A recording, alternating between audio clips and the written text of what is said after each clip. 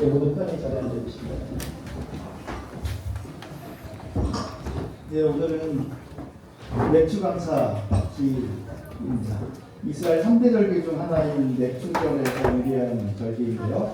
맥주절은 이스라엘이 40년간의 광야 생활을 마치고 가나안 땅에 들어가서 첫 수확을 거둔 후에 하나님께 드린 감사에서 시작되었습니다. 그 이후로 그곳에 정착하고 나서 해마다 보리와 밀을 수확하고 하나님께 감사 제사를 드리는 것이 맥주절의 유래입니다. 원래 이스라엘 절기상으로 정확하게 따지면 우리 양력으로 환산하면 5월이나 6월 그 사이에 항상 이렇게 오게 됩니다. 그런데 한국 쪽에서는 7월 첫째 주를 맥주 감사주일로 계속 드리고 있습니다. 그래서 꼭 수확의 의미라기보다는 한 해의 절반, 상반기를 다 보내고 그 기간 동안 우리에게 베풀어 주신 하나님의 은총에 감사드리는 그런 의미로 자리 잡았습니다. 올 상반기 동안 어떠셨습니까? 행복하셨습니까? 감사합니다. 기대했던 것보다 소리가 좀 작지만 저도 교우 여러분들의 사랑 덕분에 정말 행복하고 감사했습니다. 진심입니다.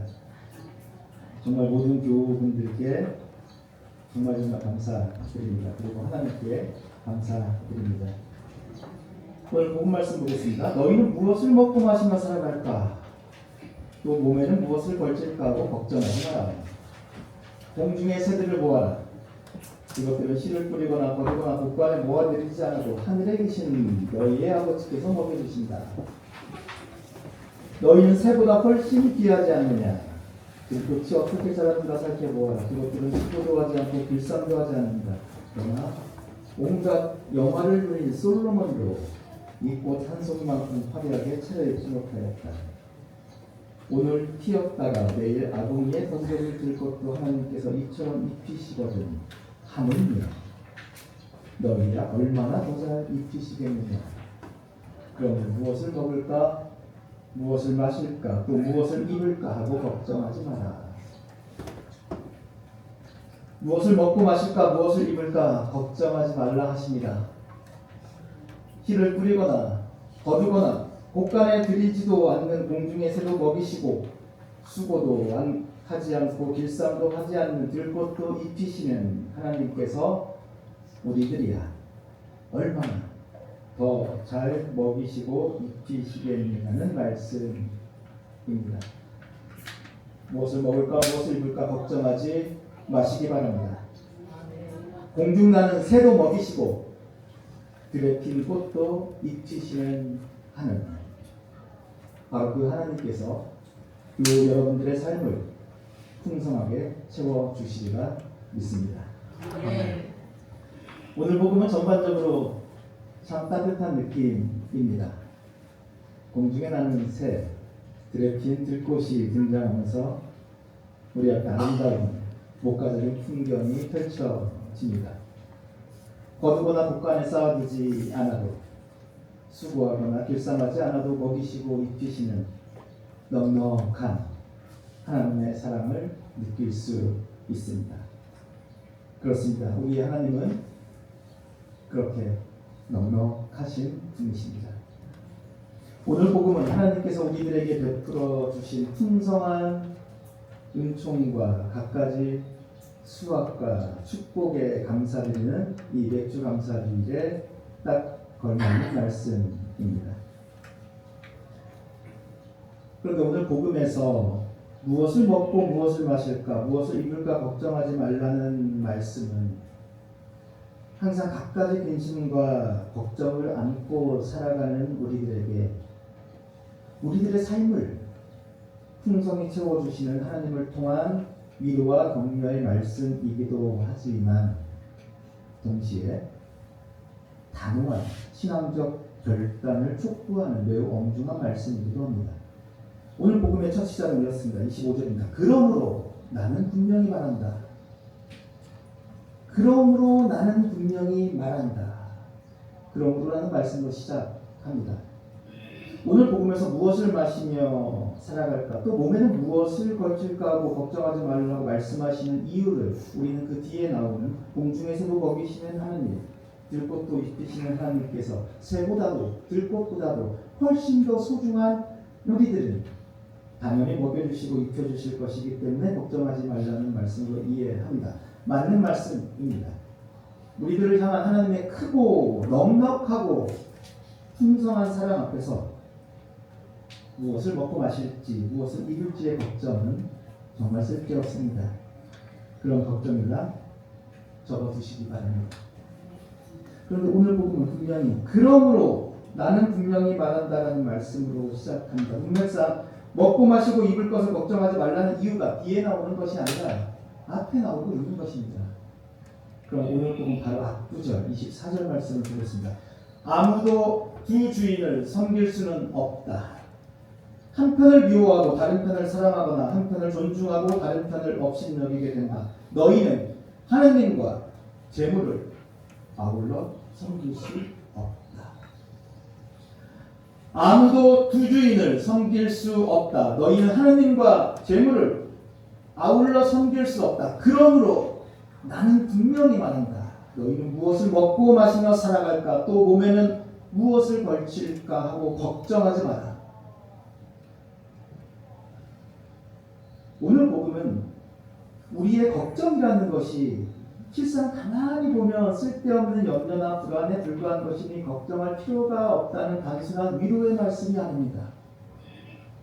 무엇을 먹고 마실까, 무엇을 입을까 걱정하는 것은 하나님이 아니라 재물을 섬기는 것이라고 말씀하고 있습니다.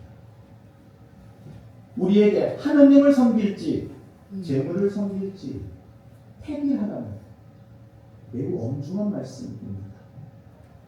누구도 두 주인을 섬길 수 없으니 이제는 결정하라는 말씀입니다.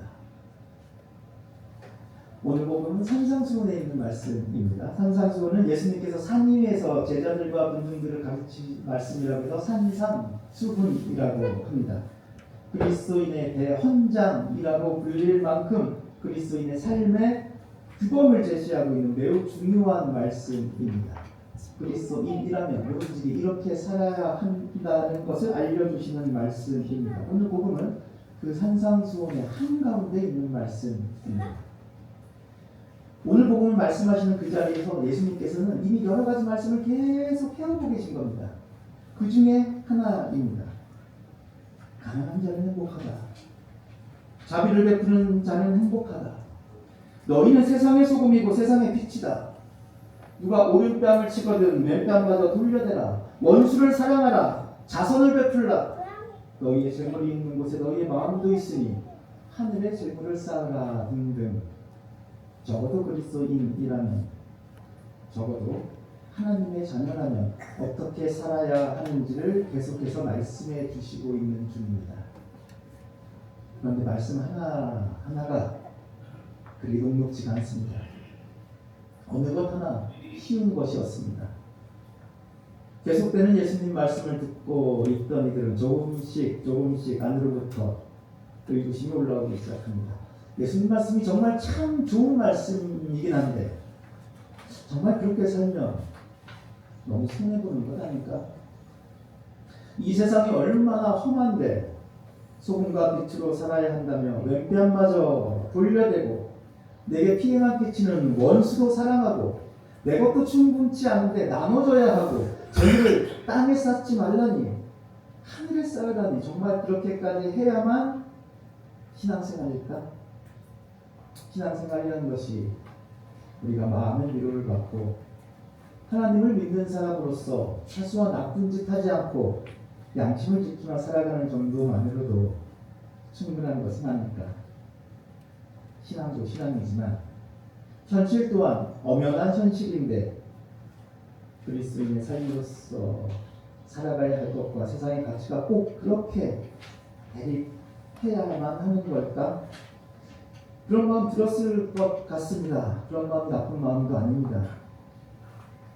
정도의 차이가 있을지 몰라도 신앙과 엄연한 현실 사이의 고민은 우리 안에 언제나 상존하고 있습니다. 그것이 우리들의 솔직한 모습입니다. 그런데 그때 예수님께서 아주 단호하게 말씀하십니다. 아무도 두 주인을 섬길 수는 없다. 너희는 하늘과 재물을 아울러 섬길 수 없다. 그러므로 나는 분명히 말한다. 너희는 무엇을 먹고 마시며 살아갈까? 또 몸에는 무엇을 걸칠까 하고 걱정하지 마라. 오늘 복음은 오직 하느님만을 전적으로 신뢰하는 삶을 살라는 말씀입니다. 오직 하나의 주인, 하느님만을 섬기라는 말씀입니다. 오늘 복음은 우리가 받은 풍성한 하나님의 은총과 축복에 감사드리는 맥주감사절과 추수감사절마다 빠지지 않고 나오는 말씀입니다. 그렇기 때문에 씨를 뿌리지도 거두지도 않는 공중의 새도 먹이시고 수고도 길상도 않는 들꽃도 입히시는 하나님의 그 크고 넉넉한 사랑과 축복이 주된 주제가 됩니다. 그런데 오늘 복음은 오로지 하느님, 한 주인만을 섬기는 삶에 대한 이야기입니다. 공중의 새와 들꽃은 아무것도 스스로 하지 않는 미물이 아닙니다. 오로지 하느님만을 의지하며 오로지 하느님께서 허락해 주시는 환경과 조건에 만족하며 삶을 살아가는 존재를 보여주고 있는 것입니다.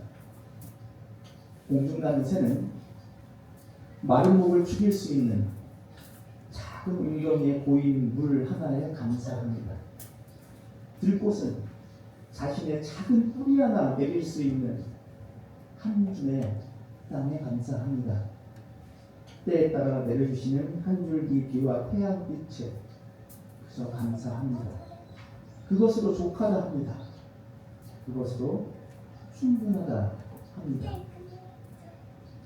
우리가 축복과 절실에 감사드리는 절기마다 오늘 복음을 보는 것은 역설적으로 우리의 감사가 풍성한 축복만을 기반하지 않도록 경배하고 있는 것입니다. 그리스도인의 감사는 결코 축복의 중간을 두고 있지 않습니다. 우리가 받은 축복에 기뻐하는 것을 감사로 착각해서는 안 됩니다. 감사는 하나님에 대한 전적인 신뢰를 의미하는 것입니다. 오로지 하나님만을 신뢰하며 살아가는 삶, 그것이 진정으로 하나님께 감사하는 삶입니다.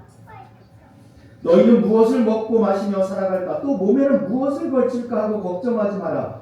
목숨이 음식보다 소중하지 않느냐? 또 몸이 옷보다 소중하지 않느냐? 몸이 음식보다 소중하고 몸이 옷보다 소중하다고 말씀하십니다. 우리가 먹고 마시고 입을 것을 걱정하지 말아야 하는 이유는 우리 존재 자체가 이미 그것들보다 훨씬 더 소중한 존재이기 때문입니다. 목숨과 몸은 우리의 생명, 우리의 삶, 우리의 존재 자체를 의미합니다. 우리 존재, 지금의 내 모습, 우리 삶은 그 자체로 더할 나위 없이 귀하고 귀합니다. 그 무엇보다도 귀합니다. 하나님께서 주신 삶이기에 너무나도 귀합니다.